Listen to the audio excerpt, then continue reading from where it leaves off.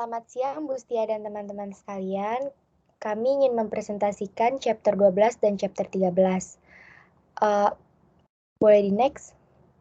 Untuk anggota kelompok kami yang pertama dari Karismawanti, Muhammad Noval Firdaus, Zakira Inaya Putri, dan Gita Rema Salsabila. Next. Untuk yang pertama itu ada chapter 12. Yaitu Natural and Guided Cultural Evaluation. Jadi, natural and guided cultural evolution itu yaitu proses-proses alami di mana budaya berkembang dan berubah ketika organisasi tumbuh dan bertambah usia, dan juga membahas bagaimana perubahan kepemimpinan dapat mempengaruhi proses-proses tersebut. Jadi pengaruh ini dapat terjadi dengan secara sengaja mendesain ulang struktur organisasi untuk memberikan sekelompok dari lingkungan yang berbeda. Boleh di next? Selanjutnya akan dijelaskan oleh rekan saya. Oke, di sini ada founding and early growth. Jadi penekanan pada tahap awal ini itu pembedaan organisasi dari lingkungannya dan dari organisasi lain. Organisasi ini tuh membuat budayanya eksplisit. Jadi itu mengintegrasikan sebanyak mungkin dan mengajarkan dengan tegas kepada pendatang baru. Implikasi perubahan pada tahap ini tuh sudah jelas, di mana budaya perusahaan yang masih muda dan berkembang dengan sukses kemudian besar, akan dipatuhi dengan kuat karena yang pertama, pencipta budaya utama masih ada, kemudian budaya membantu organisasi mendefinisikan dirinya dan masuk ke dalam lingkungan yang berpotensi bermusuhan, dan yang terakhir banyak elemen budaya telah dipelajari sebagai pertahanan terhadap kecemasan ketika organisasi berjuang untuk membangun dan mempertahankan dirinya. Oleh karena itu, kemungkinan, usulan untuk secara sengaja mengubah budaya baik dari dalam maupun dari luar akan diabaikan atau ditolak dengan keras. Pada tahap pertama, pendirian dan pertumbuhan awal organisasi baru atau sebaliknya, anggota atau koalisi yang dominan akan berusaha melestarikan dan meningkatkan budaya tersebut. Boleh di next. Kemudian dari founding and early growth ini ada 3, yang pertama itu incremental change through general and specific evolution. Jadi jika organisasi tidak mengalami terlalu banyak tekanan eksternal dan jika pendiri atau keluarga pendiri ini bertahan dalam jangka waktu yang lama, budaya ini akan berkembang sedikit demi sedikit dengan terus mengasimilasi apa yang terbaik selama bertahun-tahun. Di dalam incremental change through general and specific evolution ini ada 2, yang pertama general evolution. General evolution ini, evolusi yang umum menuju tahap pembangunan berikutnya melibatkan diversifikasi, meningkatkan, kompleksitas, tingkat diferensiasi, dan integrasi yang lebih tinggi. Dan yang kedua ada specific evolution. Evolusi spesifik ini dihasilkan dari adaptasi bagian tertentu organisasi terhadap lingkungan khusus, dan dampak peningkatan keragaman makro budaya pada budaya inti. Kemudian yang kedua ini ada self-guided evolution through insight. Jadi sebuah organisasi muda biasanya sangat sadar akan budayanya, meskipun organisasi tersebut tidak menyebut cara mereka melakukan sesuatu sebagai budaya kita. Kemudian yang terakhir ada manage evolution through hybrids. Jadi itu salah satu, mekanisme perubahan bertahap, dan bertahap ini tuh, melakukan promosi sistematis dari orang dalam yang asumsinya lebih, disesuaikan dengan realitas eksternal yang baru. Karena mereka ini orang yang dalam, mereka menerima sebagian besar inti budaya dan mempunyai kredibilitas. Namun karena kepribadian mereka, pengalaman hidup mereka, atau subkultur di mana karir mereka berkembang, mereka mempunyai asumsi yang berbeda dalam berbagai tingkatan dari paradigma dasar, dan dengan demikian dapat menggerakkan organisasi secara bertahap. Selanjutnya akan dilanjutkan oleh rekan saya. Baik, selanjutnya ada transition to midlife, problem of succession. Parubaya organisasi dapat didefinisikan secara struktural sebagai tahap di mana pendiri telah melepaskan kendali organisasi kepada manajer umum yang telah diangkat. Nah, tapi pendiri organisasi ini masih menjadi pemilik untuk kendali operasionalnya, tetapi diserahkan kepada manajer umum. Nah, pada tahap ini dapat terjadi secara perlahan atau cepat dan dapat terjadi ketika organisasi sangat kecil atau sangat besar. Jadi sebaiknya dipikirkan terlebih dahulu. Nah, oleh karena itu, manajer harus melewati proses untuk meningkatkan bagian-bagian tertentu di dalam budaya. Karena budaya itu kan memberikan identitas, kompetensi khas, dan perlindungan dari kecemasan. Dan nantinya jika terjadi perubahan kepemimpinan, pemimpin yang baru tidak hanya harus mempunyai kompetensi untuk membawa perubahan organisasi ke dalam keharusan, tetapi harus, memiliki keyakinan dan sikap yang cocok dengan budayanya atau mereka akan gagal. Nah, di usia parubaya, elemen budaya merupakan elemen yang paling penting, karena dengan budaya akan terbentuk struktur dan proses utama dari organisasi tersebut. Dengan begitu, kesadaran budaya dan upaya yang disengaja untuk membangun, mengintegrasikan, atau melestarikan budaya menjadi sangat penting. Selanjutnya kita akan membahas taking advantage of subculture diversity atau memanfaatkan keanekaragaman subkultur. Kekuatan organisasi parubaya terletak pada keragaman budayanya. Oleh karena itu, para pemimpin dapat mengembangkan organisasi parubaya secara budaya dengan yang pertama, menilai kekuatan dan kelemahan subkultur yang berbeda dan kemudian yang kedua itu, membiaskan budaya perusahaan terhadap salah satu subkultur tersebut dengan cara sistematis mempromosikan ke orang-orang dari subkultur tersebut ke posisi kunci kekuasaan. Nah, di dalam organisasi parubaya ini dipimpin oleh manajer umum yang tidak tertanam secara emosional budaya aslinya. Oleh karena itu, lebih mampu menilai dan memikirkan kebutuhan ke arah ke masa depan, di mana perubahan produk atau pasar bakalan terlibat. Meskipun keragaman subkultur itu merupakan ancaman bagi organisasi muda, di usia parubaya ini, hal ini tuh dapat terjadi keuntungannya gitu jika si lingkungannya berubah. Tetapi ada juga kelemahan dari keanekaragaman subkultur yaitu mekanisme perubahannya sangat lambat. Jadi jika laju budayanya berubah, perlu ditingkatkan karena kondisi yang krisis. Direncanakan lebih sistematis, proyek perubahan harus diluncurkan. Lalu ada change, culture change stroke infusion of outsider.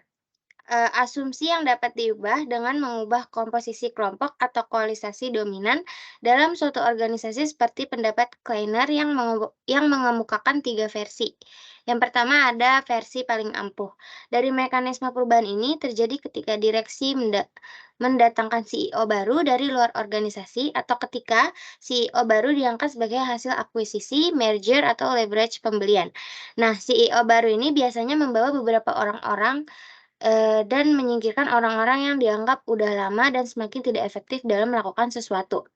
Akibatnya, hal ini menghancurkan subkultur hierarki yang merupakan pencetus dan permulaan budaya suatu proses pembentukan budaya baru. Mekanisme perubahan di beberapa organisasi dan menemukan bahwa hal tersebut mengikuti pola-pola tertentu. Nah, yang pertama ada organisasi mengembangkan perasaan krisis karena penurunan kinerja atau kegagalan pasar dan menyimpulkannya memerlukan kepemimpinan baru, organisasi budaya dan kepemimpinan. Lalu yang kedua, pada saat yang sama terjadi pelemahan.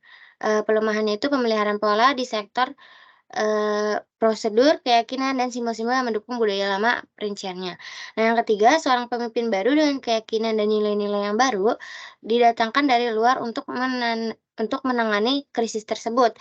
Nah, yang keempat, konflik berkembang antara para pendukung asumsi lama dan kepemimpinan baru. Dan yang terakhir, jika krisis dapat diatasi dan pemimpin baru diberi penghargaan, maka dialah yang akan melakukan hal tersebut, memenangkan konflik tersebut.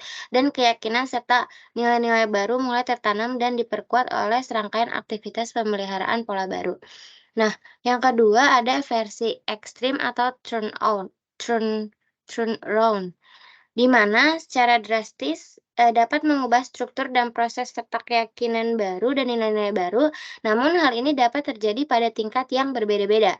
Karyawan mungkin merasa kalau mereka nih tidak menyukai pendekatan baru ini, namun para karyawan tidak dapat mengubah fakta yang sudah dibuat, di mana hal ini pemimpin baru bisa gagal dalam 3 hal. Yang pertama itu ada perbaikan, tidak terjadi, yang kedua pemimpin baru tidak diberi penghargaan atau perbaikan yang terjadi, dan yang terakhir ada asumsi pemimpin baru telah mengancam inti budaya yang masih terkandung dalam tradisi pendirinya.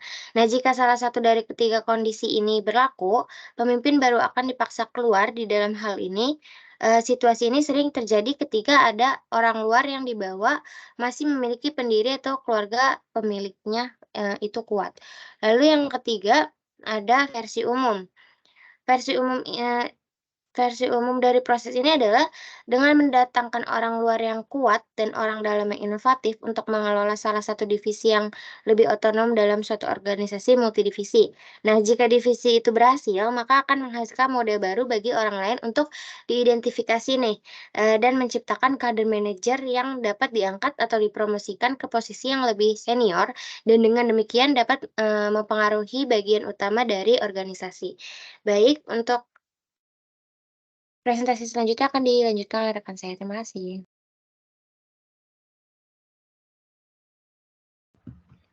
Baik, selanjutnya ada Organizational Maturity and Potential Decline atau kematangan organisasi dan potensi penurunan, yaitu keberhasilan yang berkelanjutan menciptakan dua fenomena organisasi yang membuat perubahan budaya menjadi lebih rumit, yaitu yang pertama, banyak asumsi dasar menjadi lebih kuat dipegang, dan yang kedua, organisasi mengembangkan nilai-nilai dan cita-cita yang dianut.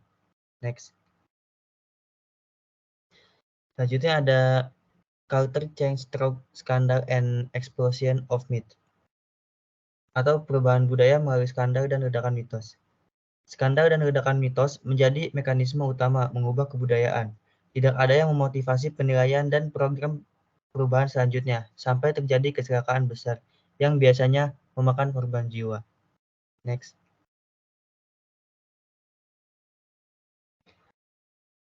Kemudian culture change through merger and acquisition, atau perubahan budaya melalui merger dan akuisisi. Ketika sebuah organisasi mengakuisisi organisasi lain, atau ketika dua organisasi digabungkan karena alasan keuangan ataupun pemasaran, maka akan terjadi benturan budaya yang tidak dapat dihindari karena kecil kemungkinan dua organisasi akan memiliki budaya yang sama. Skenario yang lebih mungkin terjadi yaitu bahwa satu budaya akan mendominasi dan secara bertahap akan mengubah atau mengucilkan anggota budaya yang lain. Tetapi ada alternatif yang ketiga, yaitu memadukan dua budaya dari organisasi yang lama atau organisasi yang satu dan organisasi kedua dengan memilih elemen dari kedua budaya untuk organisasi baru. Next. Selanjutnya ada perubahan budaya melalui penghancuran dan kelahiran kembali. Judul dramatis ini mencerminkan fakta bahwa mendatangkan eksklusif dari luar karena tidak ada hibrida yang dapat mengembangkan budaya secara strategis adalah pilihan terakhir ketika perusahaan yang sudah matang mengalami krisis kelangsungan hidup yang serius. Kemungkinan besar pemimpin baru ini akan merasa perlu untuk mendatangkan timnya sendiri dan pada dasarnya singkirkan para pengelola yang menganut dasar-dasar budaya lama. Next.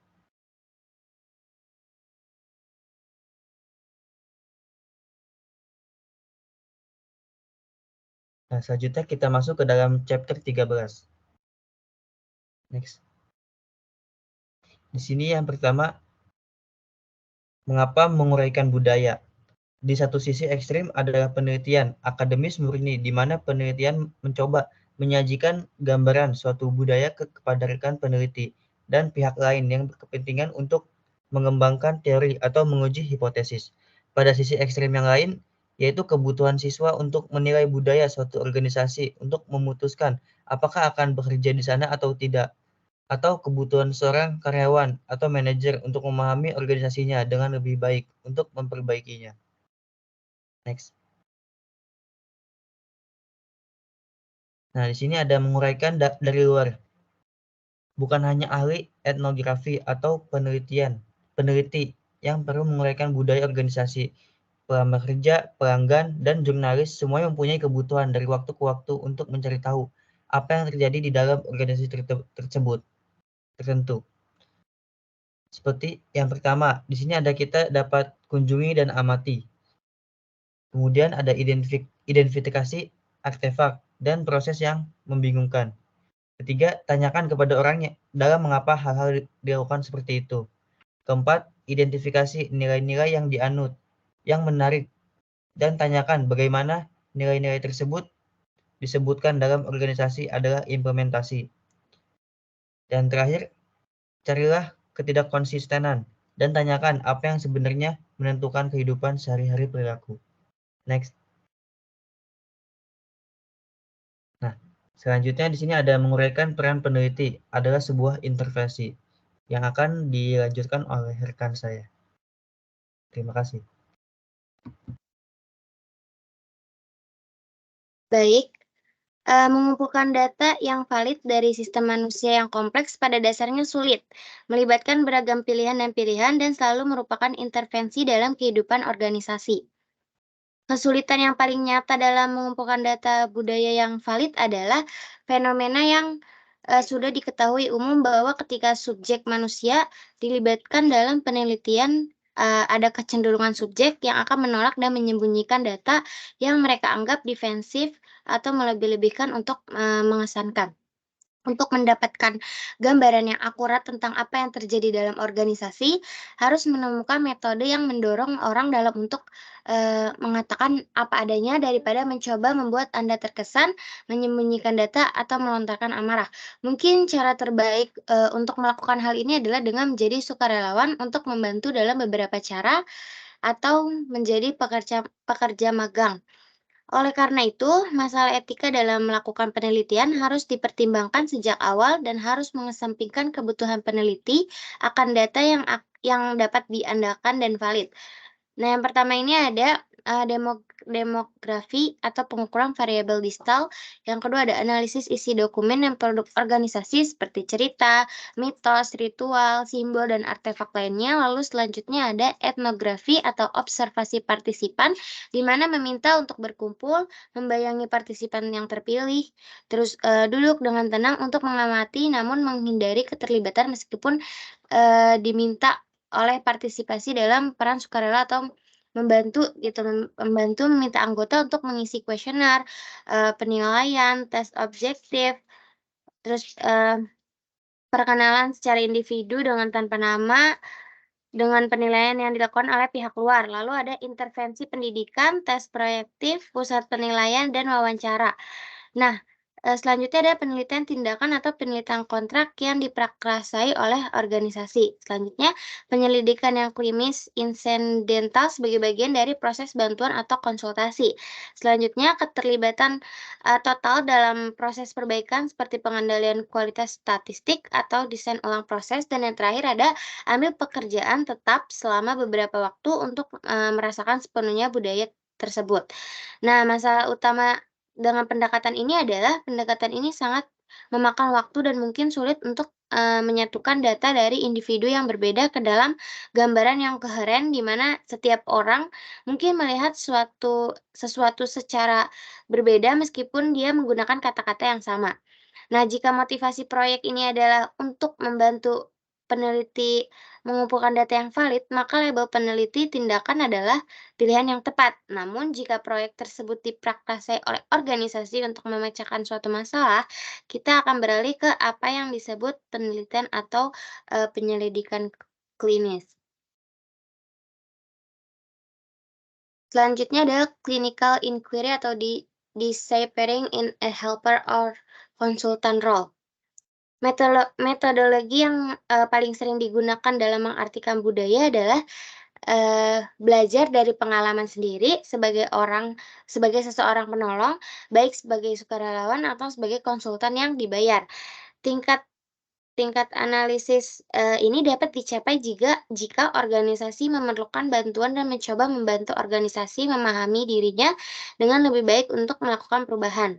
Nah, ciri pembeda penting dari model penyelidikan ini adalah bahwa data datang secara sukarela dari anggota organisasi, baik karena mereka yang memprakarsai proses dan mempunyai keuntungan dengan mengungkapkan diri kepada Anda, pihak luar, atau jika Anda yang memprakarsai proyek ini, karena mereka tuh ngerasa bahwa, mereka tuh mendapat keuntungan dari kerjasama antara mereka dengan, kita gitu.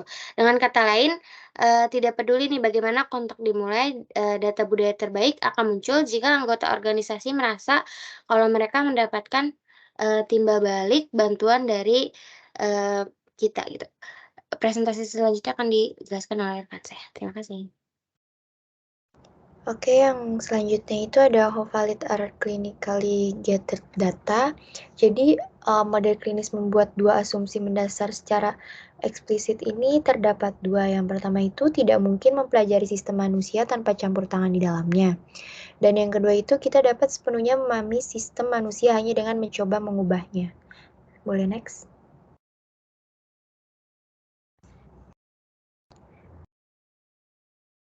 Untuk selanjutnya itu ada ethical issue in deciphering culture. Jadi di sini tuh mengartikan budaya mempunyai beberapa resiko inheren yang harus dinilai oleh orang dalam dan pihak luar sebelum melanjutkan. Resikonya itu dapat berbeda-beda bergantung pada tujuan analisis dan seringkali tidak ketara dan tidak diketahui. Nah, yang pertama itu ada risk of an analysis for research purpose, yaitu suatu organisasi dapat menjadi rentan jika budayanya diungkapkan kepada pihak luar. Solusi yang jelas adalah selalu menyamarkan organisasi dalam laporan yang dipublikasikan, namun jika tujuannya adalah untuk berkomunikasi secara akurat kepada pihak luar, data akan jauh lebih bermakna jika organisasi dan orang-orangnya dapat diidentifikasikan.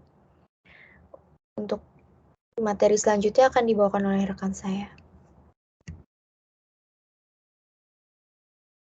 Oke, di sini ada risk of an internal analysis.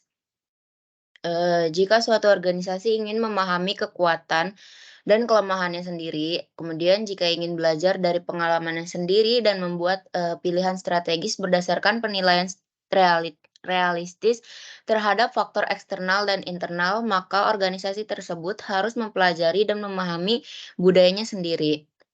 Pada dasarnya ada dua jenis resiko yang harus dinilai. Yang pertama itu analisis budaya mungkin salah, kemudian yang kedua organisasi mungkin tidak siap menerima umpan balik tentang budayanya sendiri.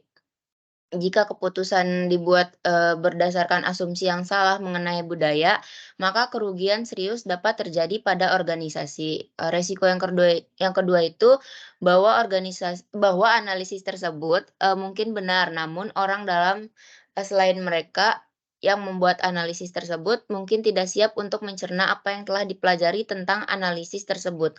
Jika budaya berfungsi sebagai seperangkat mekanisme pertahanan untuk membantu menghindari kecemasan dan memberikan arahan positif, harga diri dan kebanggaan, maka keengganan untuk menerima kebenaran budaya tertentu tentang budaya seseorang merupakan reaksi normal manusia.